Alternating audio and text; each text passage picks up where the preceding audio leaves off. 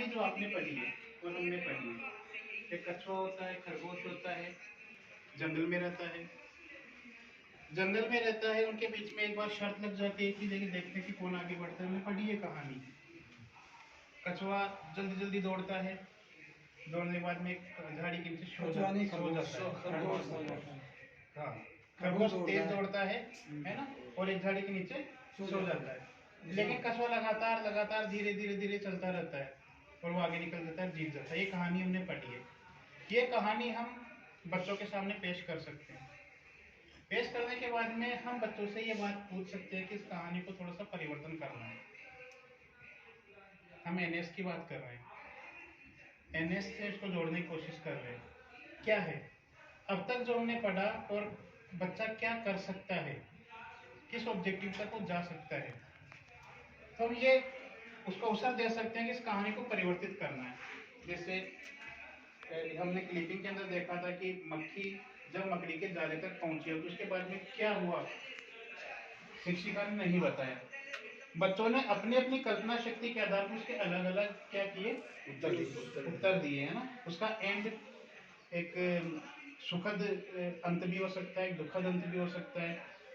तो इसको हम बदलना चाह रहे हैं, तो एक बार मैं बदलता हूँ, एक बार आपको बदलना है। इसके बाद में क्या होता है, थोड़े दिनों के बाद में कछुआ और खरगोश वापस से मिलते हैं, जो कि एक बार और दौड़ लगाते हैं। कछुआ समझ जाता है, जो कि इस बार खरगोश वो गलती नहीं करेगा, और वही होता है। इस बार खरगोश पूरा ध्यान रखता है कि जब तक मंजिल प्राप्त नहीं हो जाए तब तक मुझे रुकना नहीं है, क्योंकि खरगोश बड़ा शातिर, वो रुकता नहीं है, चाहे धीरे चलता है।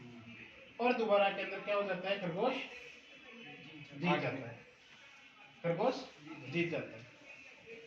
बात ये की रह जाती है, कहानी का एंड। अब इसके बाद में फिर एक बार और मिलते हैं, वो मिलते हैं कि हम एक बार और दौड़ लगा। बताओ आपकी तरफ से कहानी किस तरह से बढ़नी चाहिए। एक बार तो ट्रेडिशनल कहानी जिसके अंदर कछुआ जीतता है, उसके बाद में मैंने अपनी कहानी जोड़ दी, खरगोश जीत गया। दोनों आपस में मिलते हैं। हाँ, कछुआ खरगोश दोनों वही शर्त लगाते हैं, लेकिन कछुआ को भी मालूम है कि उसकी कैपेसिटी क्या है, खरगोश को भी मालूम है कैपेसिटी के बारे में। तो दोनों मालूम की बात करते हैं कि हम दोनों दौड़ सकते हैं, लेकिन मैं अपनी क्षमता से दौड़ूंगा धीरे धीरे, और तुम अपनी क्षमता से दौड़े, तो हम यही कहानी को शर्त को यही समाप्त करते हैं। इसके बाद हमारी जो रेस होगी, जिंदगी हम आगे बढ़ते रहेंगे। बिल्कुल, एक बच्चा इस तरह से एंड कर सकता है। मे भी ऐसा हो कि इस बार वापस से खरगोश को कॉन्फिडेंस आ गया हो कि मैं जीतूंगा, तो वो वापस से वो दोबारा वो गलती करे, तो उससे एक्टिव, अगर वो एक्टिव होगा, अगर आगे पिछली गलती से उसने सीख ली होगी, तो वो जीत जाएगा, और नहीं सीख ली होगी फिर वापस से वो। इस तरह का भी कोई ऑप्शन हो सकता है। इस बार ये हुआ कि जब दोबारा शर्त के लिए दोनों आए कि भाई अब शर्त लगाए, तो कच्चे ने कहा यार इस बार मैं मेरी व्यू रखूंगा, उस तरह से अपन रेस लगाएंगे। तो उसने कहा अपन ऐसा करते हैं, अब पानी में होगी रेस अपन, ठीक है, अब पानी में अपन दोनों दौड़ेंगे, जो जीतेगा वो। तो उसने कहा चलो मैं यहाँ पर भी जीत जाऊंगा। तो उस कंडीशन के अंदर कछुआ उससे जीत गया खरगोश के मुकाबले, क्योंकि ऑलरेडी वो तिरना और उसके जो पंख, उसकी जो बॉडी स्ट्रक्चर है, वो तैरने के हिसाब से बेस्ट है बामुकाबले खरगोश के। तो इसलिए कछुआ जीता और खरगोश हार गया, क्योंकि उसने चेंज कर दिया था कि 2 बार तो ये जीत गया, उसको मालूम था कछुए को कि ये मुझसे जीतेगा जीतेगा श्योर। तो इसने क्या कुछ ऐसा दिमाग लगाए कि अपन इससे बेहतर कैसे कर सकते हैं, तो उसने ये पानी का रास्ता इख्तियार किया, जिससे वो जीत गया। ये भी अच्छा, उसमें पानी हो सकता है, पानी की कंडीशन। कहानी और किस तरह से घूम सकती है, बताइए। सकता है मुझसे कि मैं अब मेरी कंडीशन पे दौड़ेंगे अपन, कि मैं ऐसा करता हूँ, मैं स्लो क्या कहते हैं चलता हूँ, तुम तेज दौड़ते हो, तो मैं कम से कम 1 किलोमीटर पहले आगे मैं पहुँचूंगा और आप उसके बाद दौड़ोगे। ये भी हो सकता है, ये भी हो सकता है कि वो कि तेरे 10 चक्कर मेरा 1 चक्कर।